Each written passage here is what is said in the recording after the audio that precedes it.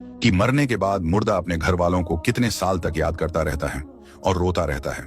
हमारी आपसे रिक्वेस्ट है कि इस हकीकत को जानने के लिए इस वीडियो को आखिर तक जरूर देखिएगा।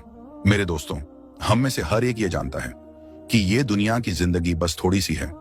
एक न एक दिन हम में से हर एक को मरना है और इस खत्म होने वाली दुनिया को छोड़कर अपने असली ठिकाना आखिरत की तरफ जाना है। और मौत एक ऐसा दरवाजा है जिसमें से हर एक को गुजरना है, चाहे वो बच्चा हो, जवान हो या बूढ़ा हो, हर एक को मौत के दरवाजे में से गुजरना है।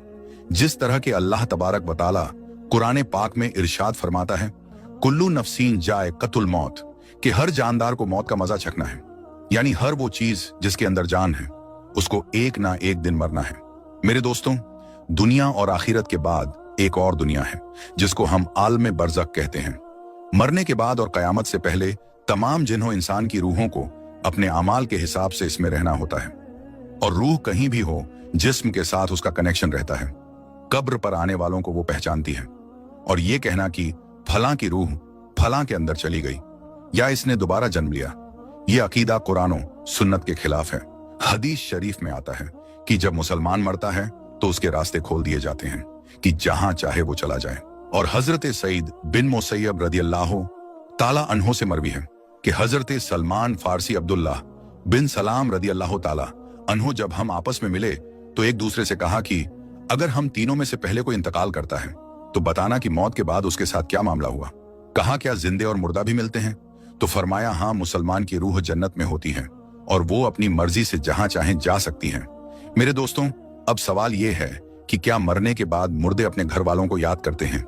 जब किसी इंसान का इंतकाल होता है तो मरने वाले शख्स को यह मालूम होता है कि हम इस दुनिया से इंतकाल होकर आलम बरज़ख में आ गए हैं, और उसको ये सारी चीजें याद होती हैं कि हमारा घर है, मकान है, रिश्तेदार हैं, और हमारे बहन भाई भी हैं, और हमारी एक फैमिली है।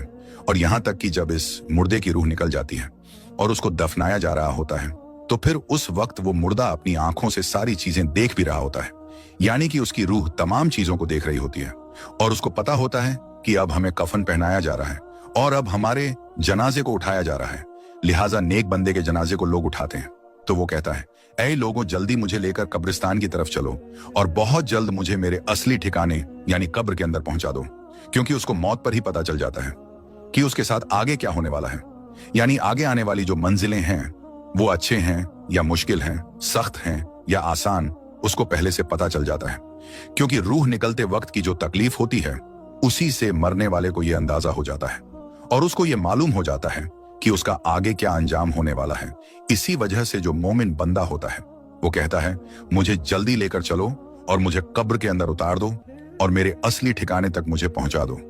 क्योंकि हुजूर नबी करीम सल्लल्लाहु ताला अलैहि वसल्लम ने इरशाद फरमाया, दुनिया मोमिन के लिए कैद खाना है और काफिर के लिए जन्नत है। मेरे दोस्तों, जब गुनाहगार और बेनमाजी इंसान की मौत होती है तो वो चिल्ला चिल्ला कर ये कहने की कोशिश करता है कि ऐ लोगों, तुम मुझे कहां लेकर जा रहे हो?